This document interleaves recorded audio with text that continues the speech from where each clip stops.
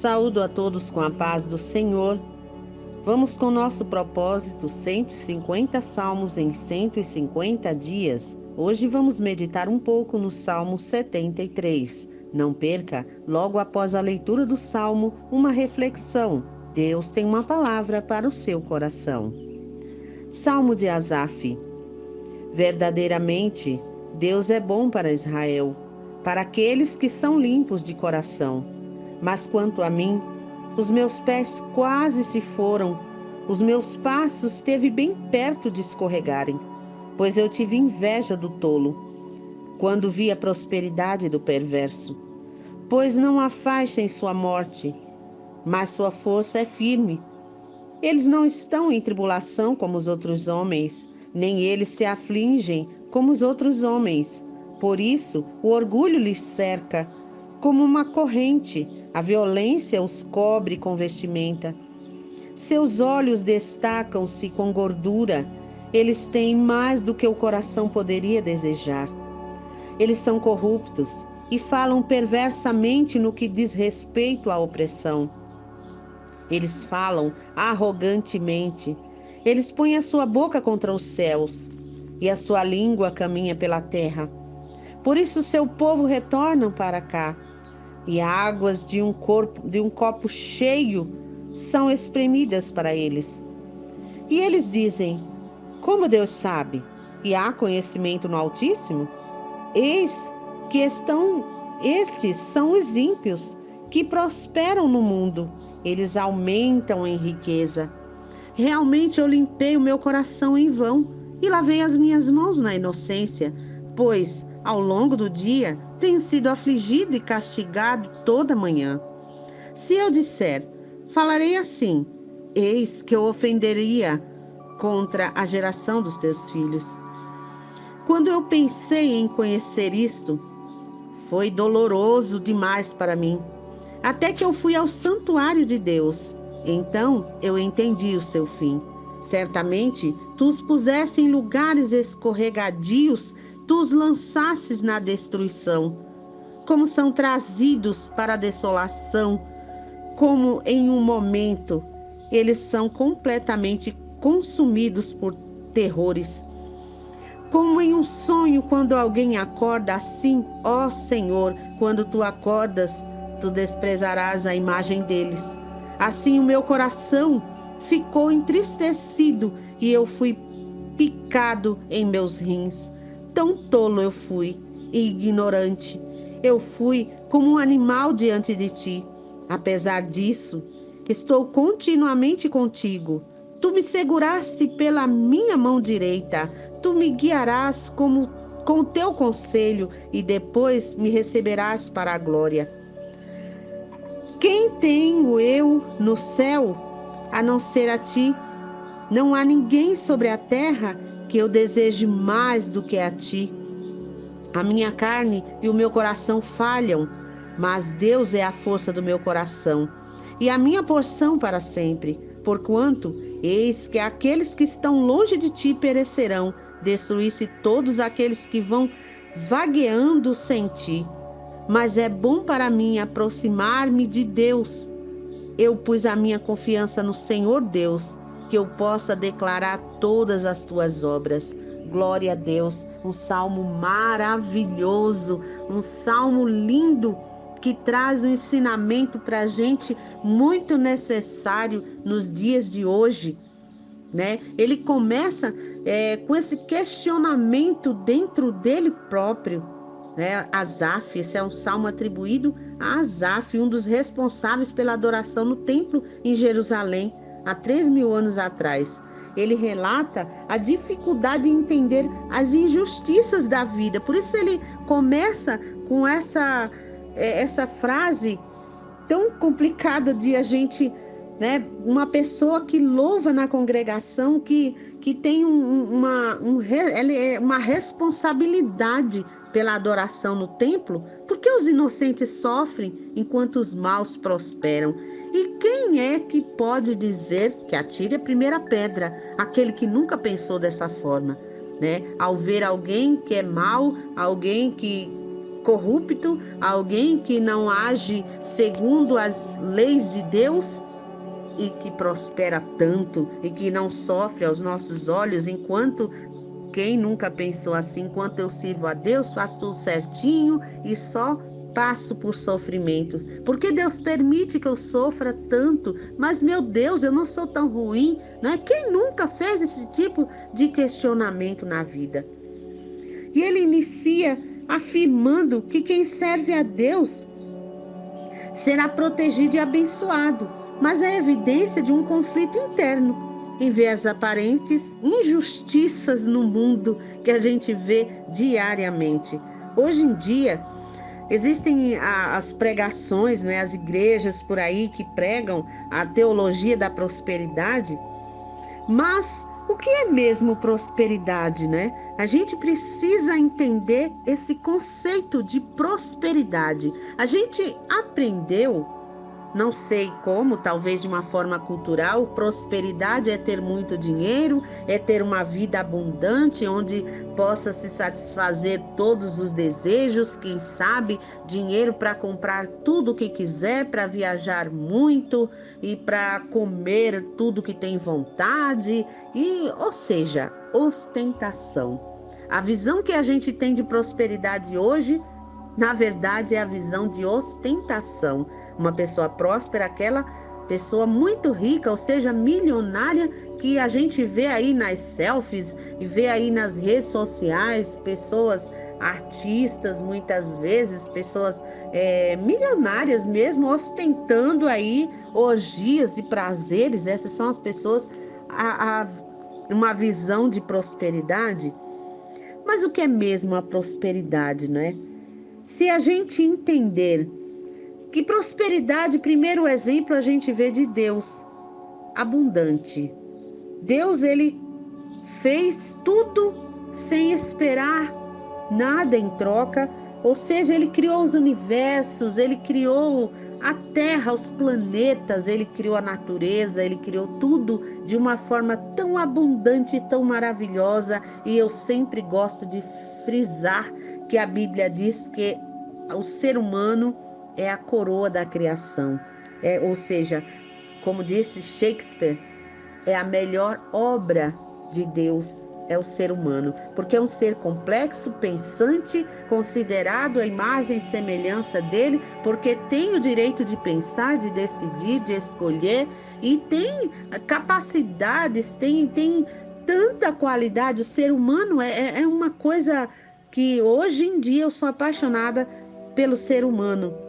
Porém, infelizmente, é uma pena que o ser humano não foi ensinado a aproveitar na sua essência a obra tão maravilhosa que Deus fez e distorceu tudo. O próprio homem, distorceu os valores, né? Tudo aquilo que nós poderíamos ser, fazer e ter, nós mesmos estragamos tudo, não é? E a gente vê que ele duvidou, ele ficou abalado. Ele disse que quase abandonou a sua fé em Deus, no Deus de Israel, né? Ele passou uma crise espiritual que muitas vezes qualquer um de nós, se não passou, está sujeito a passar por essa crise diante das coisas que passamos, né? Às vezes nós passamos por enfermidades ou situações financeiras ou situações de abandono, seja ela qual for a situação. Muitas vezes oramos, pedimos a Deus, fazemos tudo certinho e demoramos para ver a solução, ou muitas vezes parece que não há solução, né? E ele queria dizer o quê? De que adianta servir a Deus e sofrer desse jeito, vendo os maus prosperarem, né? Mas graças a Deus ele conseguiu resolver essa crise quando ele foi ao santuário. E diz aqui no verso 17, ele entendeu então o fim dos perversos, não é? Então a gente vê aqui que ele começa dizendo: verdadeiramente Deus é bom para Israel, para aqueles que são limpos de coração, né? Verdadeiramente é um chamado aqui para os limpos de coração. A gente vê em outras passagens da Bíblia quem entrará, um próprio salmo, eu não lembro agora qual o número, provavelmente a gente ainda vai chegar lá, porque entrará no templo do Senhor, no santuário de Deus, aquele que tem as mãos limpas e o coração puro, né? Então, isso é a verdade. Mas aí ele diz, logo no verso 2: mas quanto a mim, os meus pés quase se foram, os meus passos esteve bem perto de escorregar, ou seja, eu tive bem perto de desistir dessa fé, dessa vida de ter que ter um coração limpo, de ter que ser puro, de ter que andar na verdade, na retidão, né? Pois ele diz no 3: pois eu tive inveja do tolo, quando vi a prosperidade do perverso, pois não há faixa em sua morte, ou seja, não há dores na sua morte, mas a sua força é firme.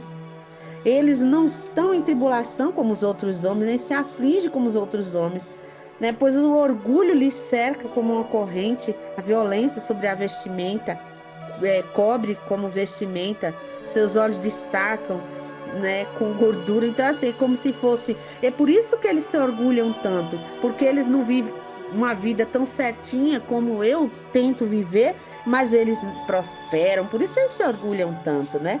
E aí ele sai dizendo, né, que eles põem a sua boca contra o céu, a sua língua caminha pela terra, porque, né? Então ele sai dizendo, eles dizem, como Deus sabe, né? E há conhecimento no Altíssimo, ainda escarnecem de Deus. E, e diz assim o 12: eis que esses são ímpios, que prosperam no mundo e aumentam em riqueza.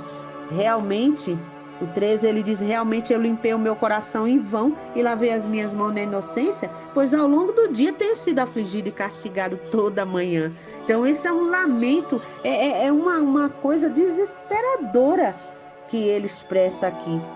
Mas no 15, aí ele diz que depois de entender, se ele tivesse saído falando por aí a outras pessoas, ele teria contaminado, porque ele disse: eis que eu ofenderia contra a tua geração, a geração dos teus filhos, né?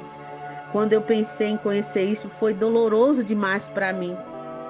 Aí ele diz no 17: até que eu fui ao santuário de Deus, então eu entendi o seu fim. Certamente tu puseste em lugares escorregadios, tu lançaste da destruição. Então, ele entrou no santuário de Deus. Como é que a gente pode entrar no santuário de Deus? Será que é simplesmente ir à igreja, ir a um templo e dobrar os joelhos? Sim, podemos dobrar os joelhos, mas é quando a gente se coloca diante de Deus com humildade para pedir a Deus, que é o dono de toda a sabedoria, e que lá em Tiago ele diz que quem não tiver sabedoria, peça a Deus que ele dá e não lança em rosto, né? Ele dá sabedoria abundante, assim como ele deu a Salomão, ele está pronto a dar qualquer um de nós que buscar dele. Quando não entendemos alguma coisa, podemos perguntar a Deus. Só que a gente não pode querer que Deus responda imediatamente, do jeito que a gente quer. Mas se a gente se abrir para entender, Deus, ele nos mostra sim, porque ele é o dono da verdade, ele é soberano, ele é maravilhoso e todas as suas obras são perfeitas. E Deus não faz nada sem propósito, sem causa, né? Então ele teve a humildade de reconhecer suas limitações, o bom senso para buscar as respostas diante de Deus e não de sair falando por aí, porque muitas vezes nós nos revoltamos sim. Isso não adianta querer dizer que é só um ou outro, não todos, em algum momento da vida, chega a se revoltar mesmo e chega a ficar desanimado de servir a Deus, de fazer o certo, né? Mas é o bom senso de reconhecer: Deus, perdoa aqui a minha limitação, a minha falha, a minha falta, mas me esclarece aqui, né? E Deus, ele faz com certeza, né? Então ele começa com a sua explicação aqui, né? Como é que acontece com eles, mas ele diz no 21: assim o meu coração ficou entristecido e eu fui picado pelos meus rins. Tão tolo fui eu e ignorante. Eu fui como um animal diante de ti, porque o animal ele não tem raciocínio, ele não tem a razão que nós temos, a ciência, né, o saber, o entendimento. Esses atributos são nossos, humanos, né? Aí, o que acontece? Ele aprendeu que a justiça divina não é imediata, mas é certa. Porque Deus, ele é longânimo, ele dá tempo ao tempo, ele dá tempo para que o homem se arrependa dos seus malfeitos, para que ele caia em si, na sua consciência, né? Ele dá tempo, ele é longânimo. Mas no final, cada um tem a sua consequência, seja boa, seja má. A nossa semente que é lançada diariamente, se eu vou lançando sementes do bem, sementes de amor, sementes de compaixão, sementes de justiça, de verdade, ainda que eu passe por alguma coisa, mas lá no final a gente tem a recompensa, né? Mas aqueles que fazem o mal também lá na frente vão ter as suas recompensas. A gente precisa entender que esses ensinamentos que falam da prosperidade, né? Que diz assim que a pessoa que serve a Deus tem que ser próspero, tem que ter muito dinheiro. E eu até conheço pessoas que são muito prósperas e se acham o máximo, porque vão a igrejas e aquelas igrejas que, né, pregam muito a prosperidade, mas que falta-lhes o ensino da palavra de Deus, um ensino que busca a mostrar que o justo, aquele que serve a Deus, ele tem que andar com justiça, com verdade, nos seus mínimos detalhes e em todos os detalhes da vida. Aquelas pessoas que buscam o tal arrumadinho, né, que o brasileiro é perito nisso, no tal arrumadinho para conseguir um benefício aqui, outro ali, pagar uma propina aqui, outra propina ali, e muitas vezes até acaba lesando outras pessoas, né, furando fila, fazendo coisas,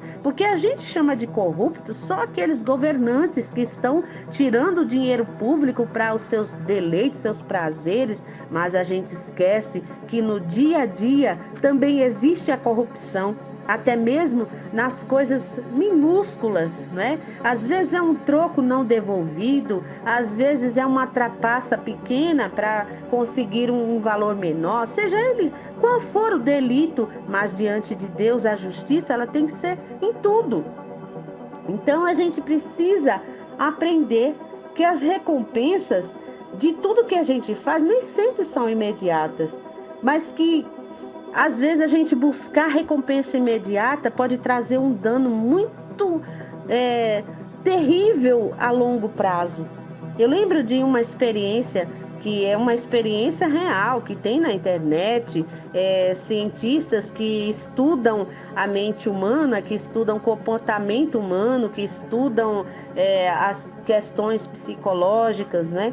Que colocaram numa sala crianças e nas mesinhas sentadas e a umas crianças foi dado, a todas as crianças foi dado um bombom, um chocolate. E foi dito a elas: olha, esse chocolate é seu, você pode comer a hora que quiser. Porém, aquela criança, aquelas que não comerem até eu voltar, daqui a alguns minutos, né, eu voltarei. Mas aquela que não comer, que conseguir se segurar para não comer, vai ganhar mais, vamos supor, 5 bombons. E aí essa pessoa saiu e deixou aquelas crianças na sala. Existiam aquelas crianças ansiosas, desesperadas, que pegaram imediatamente: o bombom é meu e eu quero, estou com muito desejo, eu vou comer. E comeram, mas tinha aquelas crianças que olhavam para o teto, tiravam a visão, a vista daquele bombom, olhavam para outro lado, disfarçavam e contorciam as mãos e conseguiram se segurar sem comer o bombom.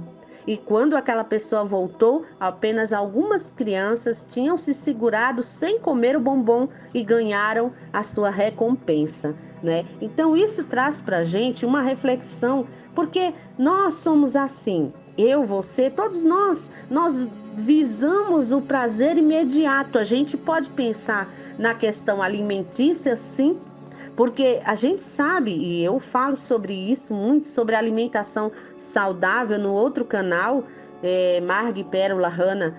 No outro canal eu trato muito sobre autoconhecimento, sobre alimentação consciente, mudança de hábitos. Por quê? A gente sabe que a alimentação verde, a alimentação natural, ela faz bem para a saúde. Só que a gente, o nosso organismo, o nosso cérebro, que foi acostumado a uma cultura de delícias, de engordaites, né? A gente tem o desejo de comer coisas que a gente sabe que faz mal para a saúde. E eu já comi muito coisas que eu sabia que ia fazer mal, por exemplo, refrigerantes, né?